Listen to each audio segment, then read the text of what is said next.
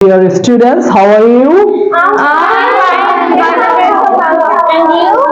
I hope that you are very fine, fit and fine by the grace of Almighty Allah. My dear student, today we are going to discuss about a very interesting topic. The topic name is preposition. Preposition is very important in the English language. Preposition basically is used for indicating three things. How many things? Three things. Number one, time, place, and direction. Number one, time. Number two, place. Number three, direction. অর্থাৎ একটি বস্তুর কোথায় আছে, একটি বস্তু কোন দিকে আছে বা কোন দিকে যাচ্ছে, এবং একটি বস্তুর কোন সময়ে কোন একটা ঘটনা ঘটতেছে, এই তিনটা কারণেই মূলত প্রিপোজিশনকে ব্যবহার করা হয়ে থাকে।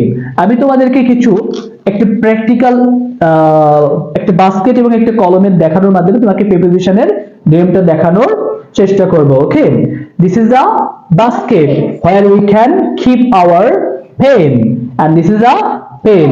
এই কলমটা কোথায় যাচ্ছে এর উপর ভিত্তি করে আমরা প্রিপোজিশনের ব্যবহারগুলো মোটামুটি বোঝার চেষ্টা করব। ওকে, now where is the pen? The pen is in the basket. পেনটা এখন কোথায় রয়েছে? পেনটা এখন এই বাস্কেটটার মধ্যে রয়েছে। অর্থাৎ যে কেউ যখন কোনো কিছুর মধ্যে অবস্থান করবে তখন আমরা প্রিপোজিশন ইন ব্যবহার করব।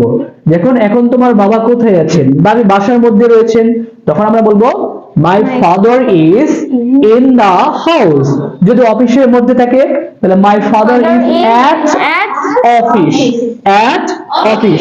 মাঝে মাঝে এই অবস্থার মধ্যে অ্যাট প্রিপোজিশনটাও ব্যবহার হয়, তবে কোনো কিছুর মধ্যে বোঝাতে ইনটা বেশিরভাগ ইন ব্যবহার করা হয়।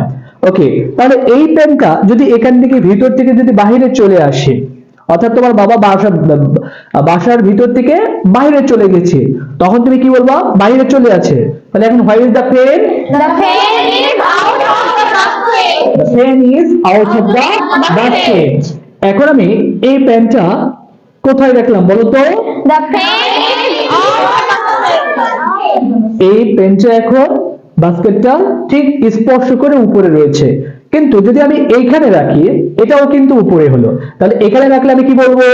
The pen is out of the basket. তাহলে আমরা বুঝতে পারলাম যদি কোনো বস্তুর ঠিক উপরে স্পর্শ করে না থাকে, উপরে থাকে, তখন আমরা ব্যবহার করব above.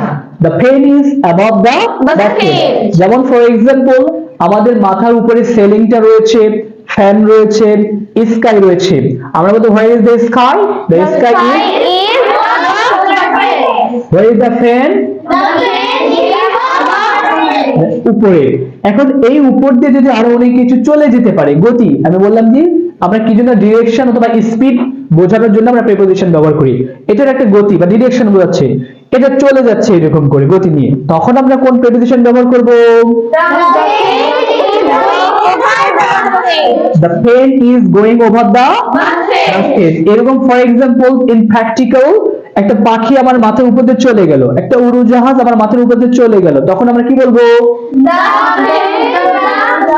pen is going over the আমার মাথার উপর দিয়ে একটা পাখি উড়ে গেল, তখন the bird is flying over my head. Over my head. Okay. এখন দেখো উপরের দিক থেকে গিয়ে এখন নিচে যদি এরকম কোনো জিনিস তল স্পর্শ করে থাকে, তখন which preposition can we use? The pen is under the basket. কিন্তু এই নিচে যদি থাকে, স্পর্শ করে না থাকে, নিচে থাকলে কি ব্যবহার করব? The pen is below the basket. এখন এই পেনটা যদি এই বাস্কেটটা একদম এই পাশে থাকে, তখন আমরা কি বলবো? একদম সামনে আছে, তাই না? বাস্কেটটার সামনে। যেমন তোমার বাসার সামনে পুকুর আছে, তখন কি বলবো? The pond is in front of our house. এটা যদি এই পাশে থাকে, তখন আমরা কি ব্যবহার করব? The pen is next to the The pen is next to the basket. অথবা আমরা বলতে পারি এখানে মানে ডান সাইডে রয়েছে। The pen is on the right side. On the right side. আর এই পাশে থাকলে on the left side অথবা next to the basket. Next to the basket. এখন যদি এই পাশে থাকে The pen is behind the basket. below the sorry behind the basket. The pen is behind the basket. এখন কখনো কখনো এটা মনে করে একটা বাস্কেটটার ভিতর দিয়ে এই পাশে চলে আসবে। এই কলমটা ভিতর দিয়ে চলে যাবে। তো কোনো বস্তুর ভিতর দিয়ে যখন কোনো চলে যাবে তখন আমরা কোন ধরনের প্রিপোজিশন ইউজ করব? তাহলে the pen is going through the basket. For example, মাঠের উপর দিয়ে ছেলেটি চলে গেল, মাঠের মধ্য দিয়ে চলে গেল। The boy is going through the basket. Okay. তাহলে এটা যদি কোনো জিনিস, এটা একটা বাস্কেটটার চারপাশ ঘিরে যদি কোনো কিছু থাকে, যেমন কলমটা এই চারপাশের ঘিরেই কলমটা আছে, বিভিন্ন কলম আছে, আরো 2-4টা কলম রয়েছে এখানে, যেমন এই পাশে কলম আছে, এই পাশে কলমগুলো আছে, সব পাশে কলম আছে, তখন চারপাশেই থাকলে আমরা কি বলবো? তখন বলবো the pens are around the basket. Around the basket. তাহলে এইভাবে আমরা একের পর এক প্রিপোজিশন ব্যবহার করতে পারবো। আরেকটা প্রিপোজিশন আছে, দেখো প্রিপোজিশনটা এটা বাহিরে আছে, বাহির থেকে এখানে ভিতরের মধ্যে প্রবেশ করছে, তখন আমরা কোন ধরনের প্রিপোজিশন ইউজ করতে পারি? into. অর্থাৎ বাহির থেকে কেউ একজন চলে আসছে ঘরের মধ্যে, তখন আমরা কি প্রিপোজিশন কিভাবে বলতে পারি? Someone is coming into the room. Into the room. যেমন এই কলমটি বাহির থেকে ভিতরের মধ্যে প্রবেশ করলো, তাই না? Okay, I hope that you have understood about the use of preposition. Have you understood the use of preposition? Yes, Do you have any question about the preposition? no, sir. Okay, all of you will practice in practical and you will make video and you will send me. Okay? Okay. That's all about the use of preposition.